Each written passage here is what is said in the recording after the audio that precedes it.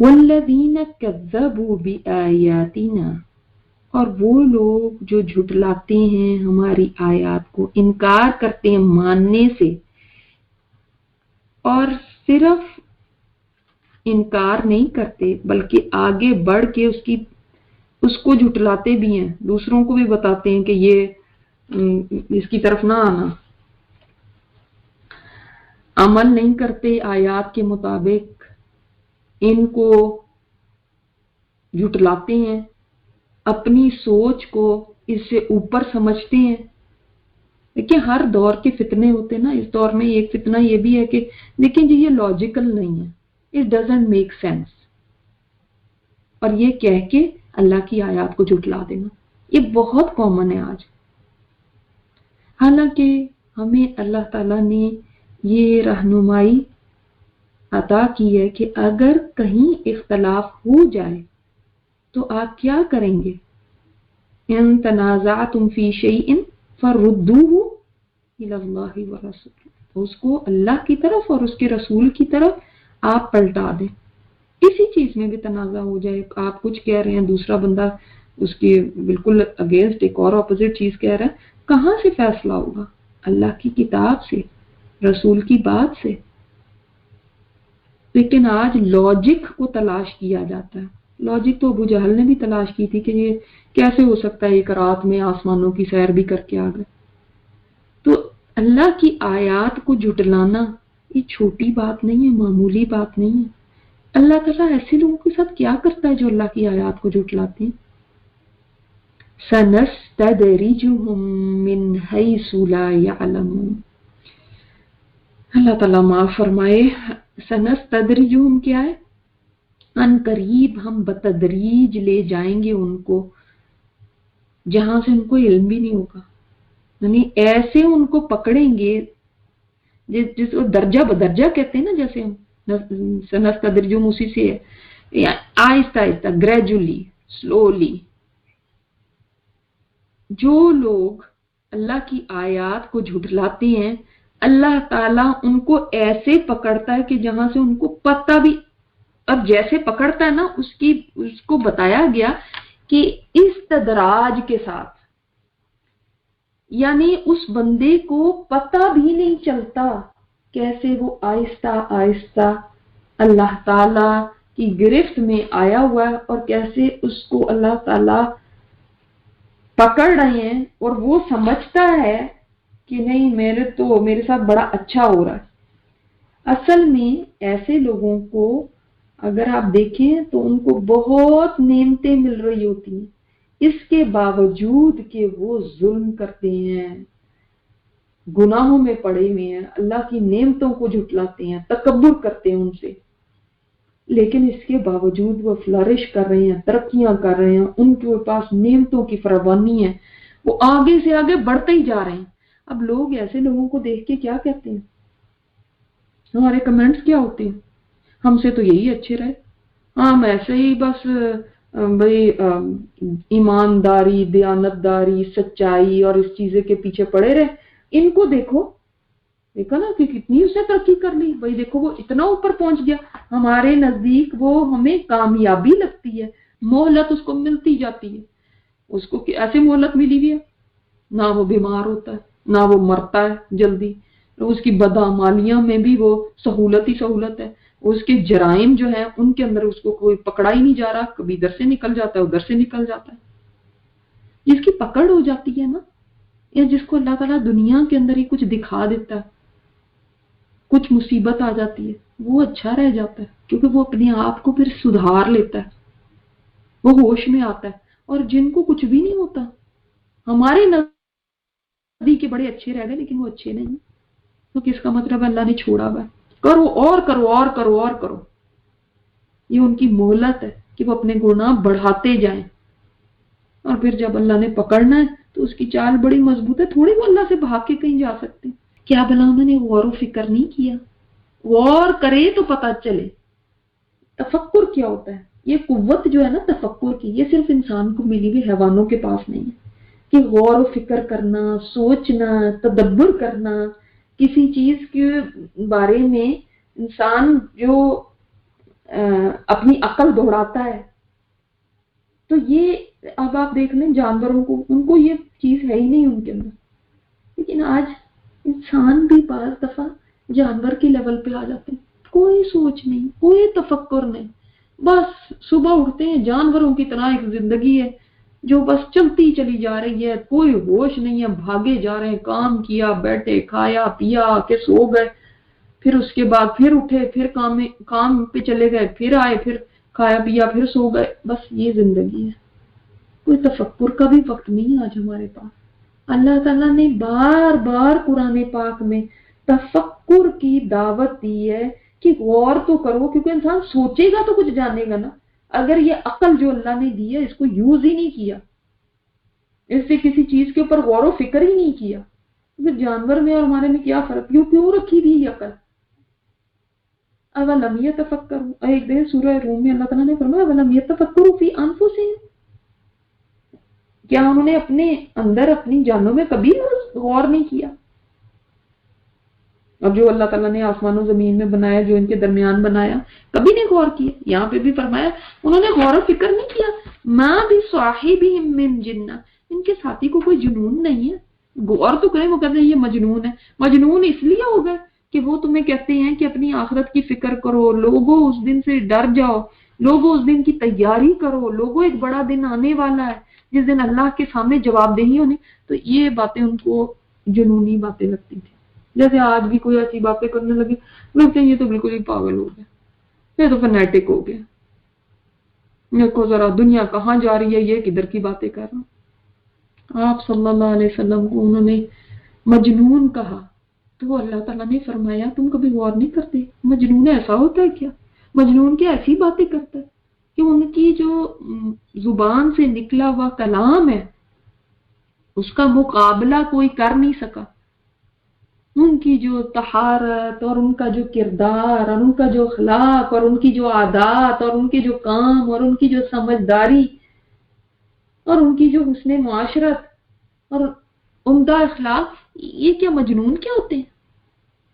ان ہوا الا نذیر مبین، نہیں وہ مگر ایک خبردار کرنے والا ہے کھلم کھلا. نذیر کا معنی نا خبردار کرنے والا، لیکن تو زیادہ بہتر وارن کرنے والا ہے. کھلم کھلا تمہیں وارننگ دینے والا. جب آپ صلی اللہ علیہ وسلم، آپ کو پتہ ہے نا، صفا پہاڑ پہ چڑھ گئے تھے اور لوگوں کو ایک ایک قبیلے کو پکار کے فرماتے تھے اے بنو فلاں، اے بنو فلاں، اور پھر ان کو اللہ کے عذاب سے ڈراتے تھے. میں تمہارے کوئی کام نہیں آ سکتا، اپنے پیاروں کو کہتے تھے. وہ تو وارن کرنے والے ہیں. آسمانوں اور زمین میں تو اگر انسان غور و فکر، بہت عقل والا نہیں بھی ہے نا، صرف ایک واجبی سی عقل ہے کسی کے پاس، درمیانی سی عقل ہے، وہ بھی اگر آسمان اور زمین کی مملکت میں ذرا نظر دوڑائے تو جان لے گا بہت ساری باتیں. اتنی بڑی وسیع بادشاہت وہ دیکھو تو صحیح، ملکوت السماوات والارض، یہ بادشاہت جو چل رہی ہے، کبھی نہیں اس کے بارے میں سوچا. کہاں ہمیں فرصت کہاں ہے سوچنے کی؟ اگر کبھی دیکھ ہی لیتے ہیں آسمانوں پہ کوئی رینبو، کہتے ہیں واو بڑا خوبصورت رینبو ہے، اس کی ویڈیو بنا رہے ہیں، اس کی تصویریں بنا رہے ہیں، کہہ رہے ہیں دیکھو کتنا خوبصورت. لیکن اس بادشاہت، اس نظام، اس زمین، وما خلق اللہ من شیء، اور جو پیدا کیا اللہ نے، کبھی نہیں کسی چیز کو بھی نہیں دیکھا، کسی مخلوق کی طرف غور و فکر نہیں کرنے کی توفیق ملی. اگر ملتی نا تو اللہ کو پہچان لیتے کہ وہ کیسا خالق ہے، کیسا تخلیق کرنے والا ہے، کیسا مدبر ہے، تدبیر کرنے والا، اس کی پلاننگ کیسی ہے، وہ کیسا چلانے والا ہے، وہ کیسا اس کو قائم رکھنے والا ہے. تو ہو نہیں سکتا تھا کہ انسان اللہ تعالیٰ تک نہ پہنچتا، لیکن انسان غور ہی نہیں کرتا. یہ نہیں تم نے سوچا، یعنی یہ ساری بات اولم ینظروا کے ساتھ ہے. 3 چیزوں کی طرف غور و فکر کرنے کو کہا گیا. پہلی کیا چیز ہے؟ فی ملکوت السماوات والارض، آسمان و زمین کی بادشاہت میں غور کرو. اس میں نہیں غور کیا تم نے. اور جو اللہ نے پیدا کیا، جو بھی کوئی چیز، ہر چیز ہی اللہ نے پیدا کی ہوئی، کسی چیز میں تو غور کر لیتے. اچھا، اور تیسری چیز، اور یہ کہ ہو سکتا ہے، اس چیز پہ ہی غور کر لیتے کہ ہو سکتا ہے ان یکون قد اقترب اجلہم، کہ ہو قریب آ گئی ان کی مدت، یعنی موت. اپنی موت پہ ہی غور کر لیتے، اس چیز پہ ہی غور کر لیتے کہ ہو سکتا ہے میری موت اگلے لمحے ہو. دیکھتے ہیں لوگوں کے جنازے اٹھ رہے، یہاں وہاں سے خبریں آتی ہیں فلاں بیمار ہو گیا، فلاں کو کی ڈیتھ ہو گئی، فلاں کو ہارٹ اٹیک ہوا، اچانک وہ دنیا سے چلا گیا، تو فلاں کا ایکسیڈنٹ ہوا، وہ ایٹ دا اسپاٹ وہ ختم ہو گیا. یہ ساری باتیں سنتے ہیں، اس کے بعد کیا ہے، کبھی غور نہیں کرتے کہ ہو سکتا ہے میری بھی مدت قریب آ گئی ہو. کبھی نہیں سوچتے اس پہ، کیونکہ موت انسان کو بہت سیدھا کر دیتی ہے. لیکن کبھی انسان یہ تو سوچے کہ مجھے بھی موت آنی ہے، اور ہو سکتا ہے میری موت بھی قریب ہے، جیسے اس کی قریب تھی اور وہ نہیں جانتا تھا. اس گاڑی میں سوار ہو گیا، اس جہاز میں سوار ہو گیا جو اس کی موت کا سامان بن گیا، اس کو بھی تو نہیں پتا تھا. ہو سکتا ہے مجھے بھی نہ پتا ہو اور میری بھی موت بس جسٹ اراؤنڈ دا کارنر ہو. کیونکہ موت سے غفلت ہوتی ہے تو انسان برائیاں کرتا ہے، موت سے غفلت ہوتی ہے تو وہ اللہ کو بھولتا ہے. آپ صلی اللہ علیہ وسلم نے تو فرمایا ہے کہ تم کثرت سے یاد کرو لذتوں کو توڑنے والی کو. یہ لذتوں کو ختم کرتی ہے نا موت جو ہے. اس کے بعد وہ کون سی بات ہوگی جس پہ یہ ایمان لائیں گے؟ یعنی اس کلام کے آنے کے بعد، ان باتوں کے بعد کون سی ایسی بات ہے، اس کو نہیں مانو گے تو پھر کس کو مانو گے؟ یعنی آپ دیکھیں نا، ایک طرح سے حجت تمام ہو گئی نا. قرآن کریم میں جگا دینے والی ایسی آیات آ گئی ہیں، ایسی باتیں ہیں کہ اگر اب بھی نہیں سمجھ آتی تو کب آئے گی سمجھ؟ کہ اگر اس سے بھی دل کا ہمارا جو زنگ ہے وہ دور نہیں ہوا تو کس چیز سے دور ہوگا بتائیں؟ اگر ہم قرآن کی کلاس میں بیٹھ کے بھی، قرآن پڑھ کے بھی، اس کو سمجھ کے بھی ہمارے ایمان میں اضافہ نہ ہوا تو کون سی چیز کرے گی صاحب؟ پھر وہ کون سے فرشتے اتریں گے آسمانوں سے جو ہمیں کچھ سمجھائیں گے؟ اگر یہ باتیں سن کے بھی اتنی بڑی باتیں کی جا رہی کہ تم نے کبھی سوچا ہو سکتا ہے تمہاری موت قریب ہی ہو، قریب آ لگی ہو سکتا ہے آج شام سے پہلے تم زمین کے نیچے ہو. کبھی تم غور نہیں کرتے اس آسمان اور زمین کی بادشاہ؟ اگر تمہیں یہ باتیں بھی سدھارتی نہیں ہے تو کون سی چیز سدھارے گی؟ کون سی چیز تمہارے ایمان کو ریفریش کرے گی؟ کون سی چیز ایمان لانے کے لیے پھر کافی ہو سکتی ہے اگر یہ نہیں ہے تو؟ because this is enough. یعنی ایک طرح سے کہا جاتا ہے enough is enough now. اس کے بعد بھی کچھ رہ گیا؟ اللہ کے بھٹکانے کا مطلب کیا ہے؟ یعنی پھر جو خود ہی چاہتا ہے کہ وہ بھٹکے، اور جو خود ہی راہ کو گم کرنے والا ہے، جس کو پرواہ ہی نہیں ہے، جو راہ راست پہ آنا ہی نہیں چاہتا، ہٹ دھرمی میں، تو پھر اس کے بعد اس کو راستے پہ کون لا سکتا ہے؟ پھر اللہ تعالیٰ بھی اس کو اسی راستے پہ جانے دیتا ہے. اللہ کا بھٹکا دینا یہ ہے کہ اللہ تعالیٰ بھی اس کو جانے دیتا ہے کہ ٹھیک ہے تم اسی راستے پہ اگر راضی ہو تو جاؤ پھر اسی راستے. اللہ اکبر.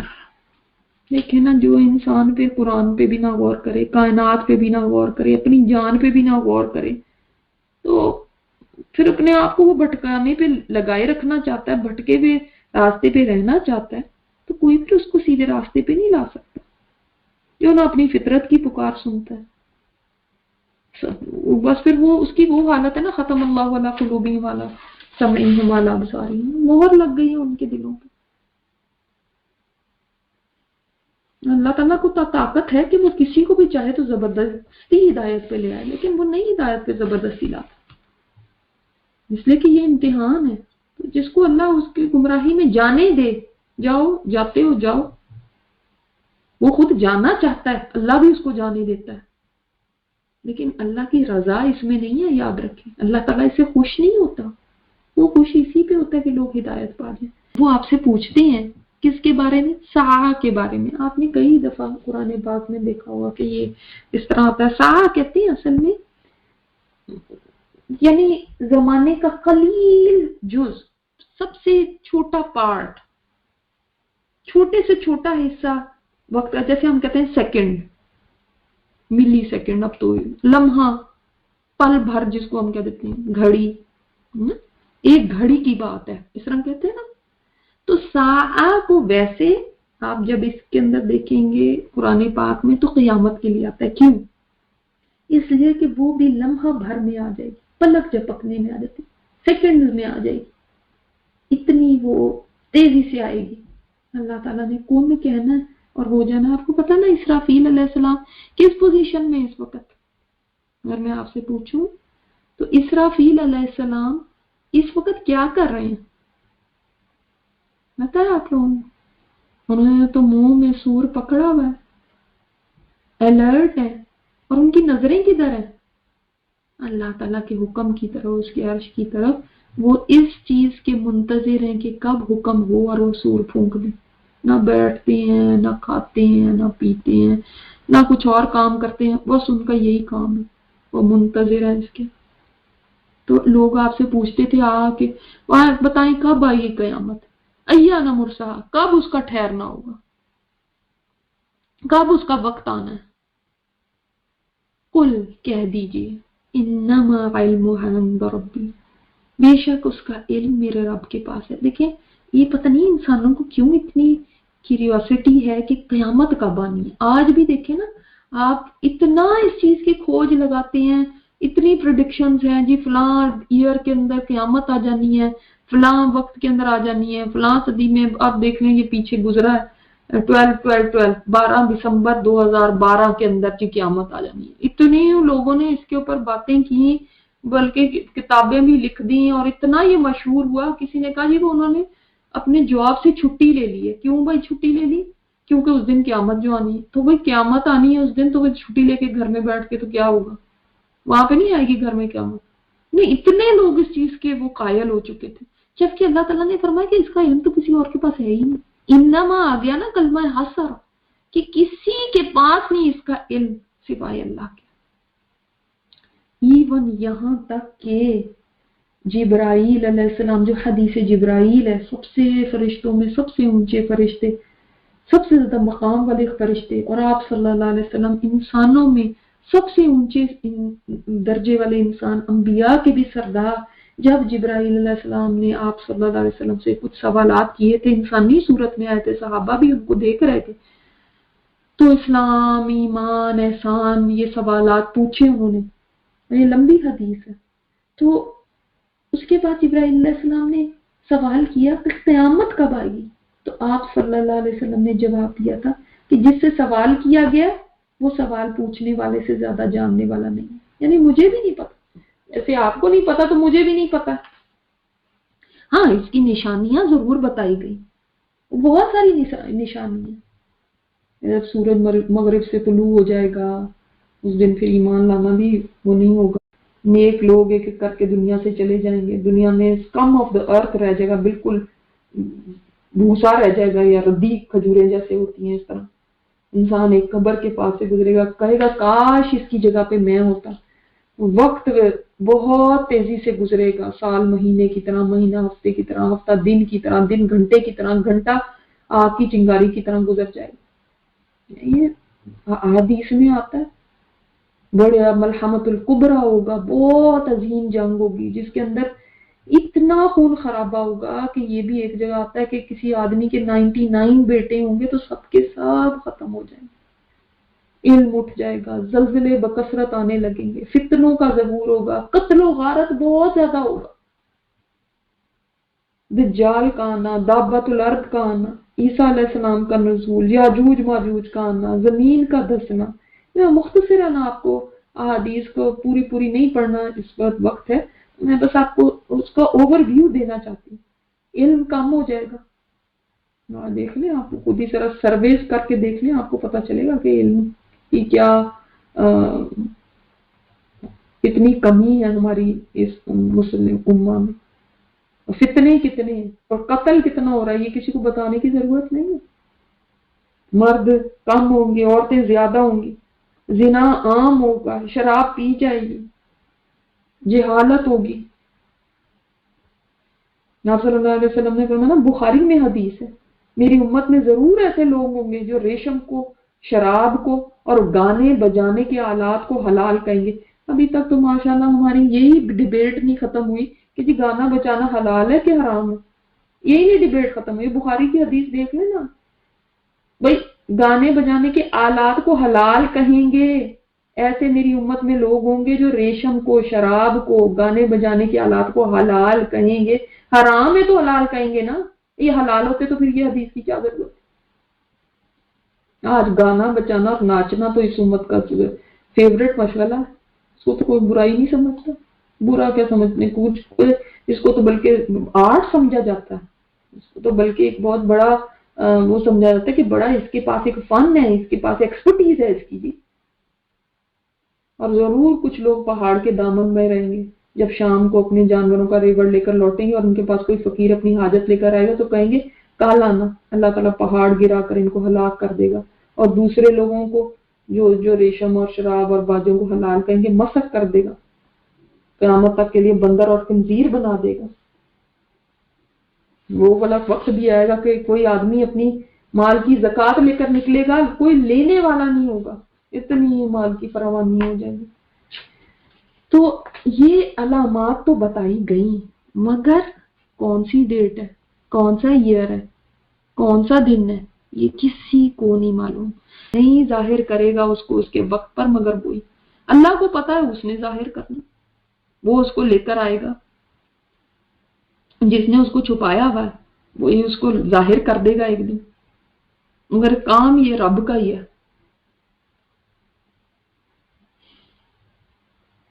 ثقلت فی السماوات والارض، بڑی بھاری ہوگی، بڑا بھاری وقت ہوگا. کس پہ؟ وہ کہتے ہیں نا یہ وقت بڑا ہی بھاری تھا جب فلاں کا انتقال ہوا، تو اس کے وقت اس کے اوپر بڑا بھاری وقت تھا جب کوئی بھی مسئلہ نہیں، کوئی بھی ناکامی ہوئی یا کچھ. تو بھاری کا مطلب کیا ہوتا ہے؟ یعنی بڑا سخت ہوگا آسمانوں پہ اور زمین پہ. اگر آسمانوں اور زمین پہ سخت ہوگا تو انسان کے لیے کیا ہوگا؟ آسمان اور زمین اس کو برداشت نہ کر پائیں گے کہ جو ہم کتنا سورہ انفطار میں، سورہ شمس کورت تکویر میں جس طرح سے ہم دیکھتے ہیں، تو کس طرح آسمان کا کیا حال ہوگا، سورج کا کیا حال ہوگا، ستارے کیسے جھڑیں گے.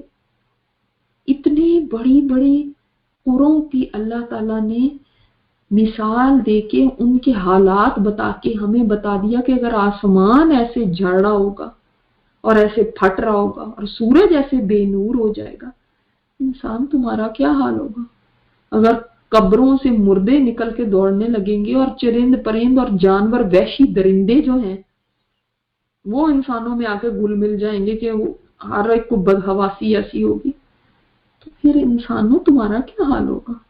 اگر پہاڑ اپنی جگہ پر قائم نہیں رہ سکیں گے تو انسان تیرے لیے کتنا بھاری ہوگا. تو یہ چھوٹی بات نہیں ہے، یہ کائنات کی موت کی بات ہے. ایک بندے کی موت ہو جاتی ہے تو کتنا کو حرام مچتا ہے. نہیں آئے گی تمہارے پاس مگر اچانک. اس میں ایسے آنا ہے کہ پتہ بھی نہیں چلنا تمہیں. ہاں یہ حق ہے، یہ حق ہے اور یہ ہو کے رہنا ہے، یہ ہو کے رہنا ہے. اچانک جو آنے والی چیز ہوتی ہے نا وہ انسان پہ بڑی بھاری ہوتی ہے. دیکھیں اچانک کوئی حادثہ ہو جائے، اچانک کوئی زلزلہ آ جائے، اچانک کوئی کسی کی رپورٹ ایسی آ جائے غلط، اچانک کوئی کسی کے گھر پہ پولیس آ جائے، کیا حالت ہوتا ہے. ارے اچانک مہمان ہی آ جائے تو انسان گھبرا جاتا ہے. تو یہ تو قیامت ہے، اتنی اچانک آئے گی، اتنی بڑی چیز اور اتنی اچانک آئے گی کہ لوگوں کے وہم و گمان میں ہی نہیں ہوگا کہ آج قیامت آ جانی ہے. کسی نے سوچا نہیں ہوگا، بے خبر ہوں گے سب. یعنی بے خبری کا اندازہ آپ اس چیز سے لگائیے کہ آپ صلی اللہ علیہ وسلم فرماتے ہیں کہ دنیا کے کام حسب دستور ہو رہے ہوں گے. کوئی ایسا نہیں ہوگا کہ آپ کو بریکنگ نیوز آ رہی ہوں ٹی وی پہ آج کے دن قیامت آنی ہے، اس پہ کتابیں لکھی جا رہی ہیں اور لوگ چھٹیاں کر کے بیٹھ گئے اور دفتر بند ہو گئے، چھٹی دے دیا، آج قیامت کا دن ہے۔ ایسا کچھ نہیں ہونا، سب اسکول کالج کھلے ہوں گے، آفس کھلے ہوں گے، سب اپنے اپنے کام کر رہے ہیں۔ اور اس وقت کی زمانے کے مطابق بتانے کے لیے آپ صلی اللہ علیہ وسلم نے کیسے بتایا؟ جانوروں والے اپنے جانوروں کے پانی پلانے کے حوض درست کر رہے ہوں گے، یعنی جس کا جو کام ہے وہ اپنے کام میں لگا ہوا ہے، چھٹی نہیں کر کے بیٹھا۔ تجارت والے ناپ تول میں مشغول ہوں گے، یعنی بزنسز بھی ایز یوزول چل رہے ہوں گے، جو قیامت آ جائے گی۔ اس سے اور اندازہ لگائیے کہ قیامت اس طرح اچانک آئے گی کہ حدیث میں آتا ہے ایک شخص کپڑا پھیلائے ہوئے دوسرے کو دکھا رہا ہے، یعنی دکان میں اس نے کپڑا پھیلایا تو دوسروں کو دکھاتے ہیں نا لینے کے لیے، اور دوسرا دیکھ رہا ہوگا اور بھاؤ تاؤ ہو رہا ہوگا۔ اگر ان کو پتا ہو کہ قیامت آ جانی ہے تو اس دن تو چھوڑیں، سال بھر پہلے سے ہی وہ اپنے بزنس بند کر کے بیٹھ جائیں گے، اور سال بھر پہلے سے ہی لوگ چیزیں خریدنا بند کر دیں گے۔ اب کیا، اب تو قیامت ہی آنے والی ہے اگلے سال، ایک سال پہلے بھی اگر ان کو پتا ہوتا۔ لیکن ایک سال تو چھوڑیں، ان کو اس دن بھی نہیں پتا، ایون این آور بیفور بھی نہیں ان کو پتا کہ نیکسٹ آور میں قیامت آنے والی ہے۔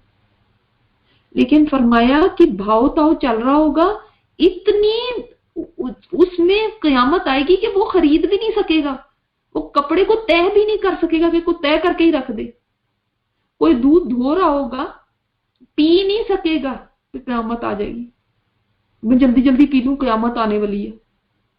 کوئی حوض درست کر رہا ہوگا، بھی جانور کو پانی نہیں پلا چکا ہوگا کہ قیامت آ جائے گی۔ کوئی لقمہ اٹھائے بھی ہوگا نا، اب اس نے لقمہ اٹھایا، اپنا کھانا پینا کر رہا ہے گھر میں جیسے یوزول میں ہوتا ہے، ابھی منہ میں ڈالا نہیں ہوگا، ہاتھ میں ہی اس کے ہوگا کہ قیامت آ جائے گی۔ اتنی اچانک، یعنی آپ بتانے کا مقصد یہ ہے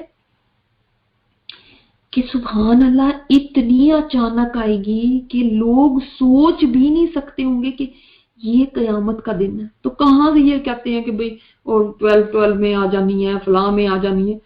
جس نے یہ کہہ دیا نا، سمجھ لو اس دن تو بالکل ہی نہیں آنی، اس لیے کہ ہمیں جو حدیث سے پتا چلتا ہے کہ وہ اتنی اچانک آنی۔ تو جہاں کہیں کچھ لکھا ہوا ہے نا فلاں ایئر میں، اس کو تو بالکل یقین نہ کریں، کیونکہ اللہ تعالیٰ فرماتے ہیں وہ اچانک آئے گی، اور اچانک چیز جو ہوتی ہے وہ بڑی مشکل ہوتی ہے۔ وہ پوچھتے ہیں آپ سے گویا کہ آپ باخبر ہیں اس سے، یہ جیسے آپ نے اللہ تعالیٰ سے اس کے سوال کر کر کے اور جان ہی لیا ہوگا۔ یعنی میں نے بتایا نا، حفیظ کسی چیز کے بارے میں معلومات حاصل کرنے کی بہت کوشش کرنا، مسلسل سوال کرنا، اتنے سوال کرنا، اس کو حفیظ کہتے ہیں۔ تو جیسے کہ آپ صلی اللہ علیہ وسلم ہر وقت اللہ تعالیٰ سے بس یہی سوال پوچھتے رہتے ہیں، بتائیں مجھے قیامت کب آئے گی، اور پھر پوچھ کے آپ نے کچھ نہ کچھ تو معلومات کر ہی لی ہیں، تو پیچھے پڑے میں اس چیز کے۔ تو اس لیے نہیں، آپ صلی اللہ علیہ وسلم نے تو کبھی ایسا نہیں کیا تھا، وہ تو بتا دیا گیا تھا کہ اس کا علم صرف اللہ کے پاس۔ لیکن یہ لوگ ایسے سمجھتے ہیں کہ پتہ نہیں آپ کو اسی کا شوق ہے اور اسی کو آپ پوچھتے رہتے ہوں گے، اور کچھ نہ کچھ تو آپ کو پتا ہوگا نا۔